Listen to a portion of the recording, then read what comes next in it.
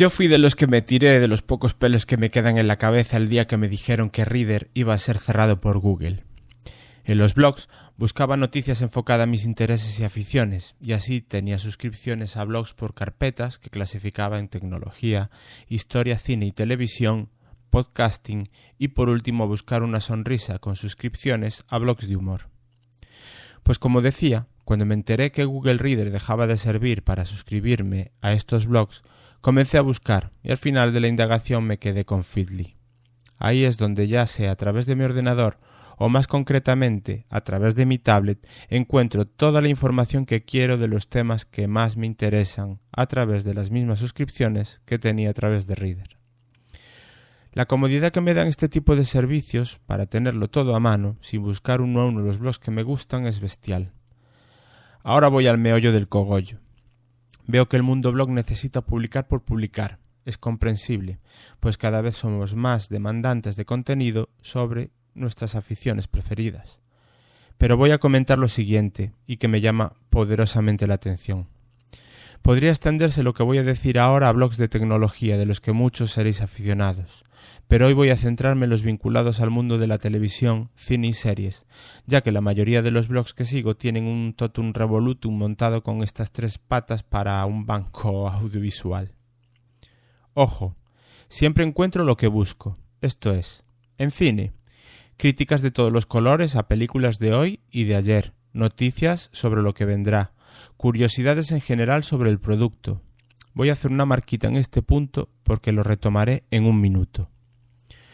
Luego nos vamos a las series. Aquí podríamos estar hablando punto por punto sobre lo que dije sobre el cine, ya que me interesa saber opiniones sobre la serie que veo o que voy a ver, las noticias sobre lo que podría venir y curiosidades sobre personajes, rodajes, guiones, etc.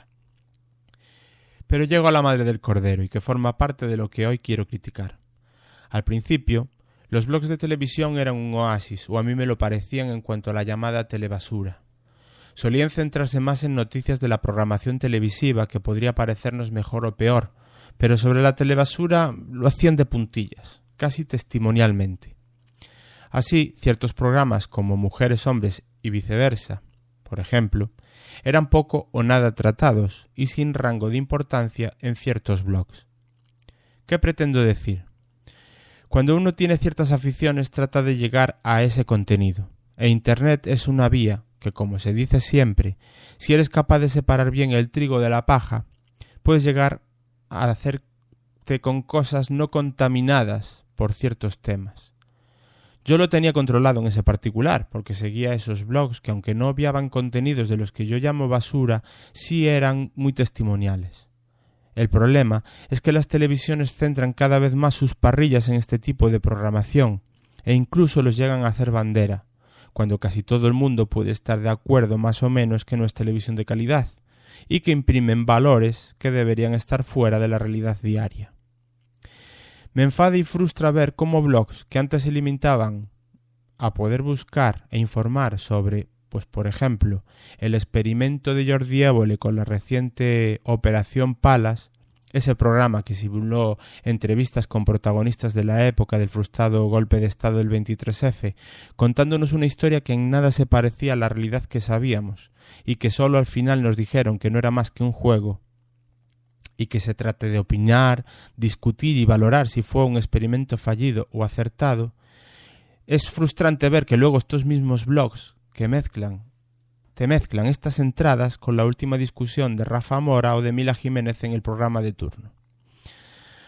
A esto me refería cuando os decía que quería hacer una marquita en las curiosidades del cine, porque puede llegar a ser interesante saber que en determinado rodaje de una película hubo ciertas fricciones entre el actor principal y un guionista o un director, porque hay un producto final que es la película en sí, cuando lo que tratan ahora las televisiones es crear en esos programas que os pongo de ejemplo, que tratan de que las discusiones, las demandas, las peleas, hacer de eso un producto en sí mismo.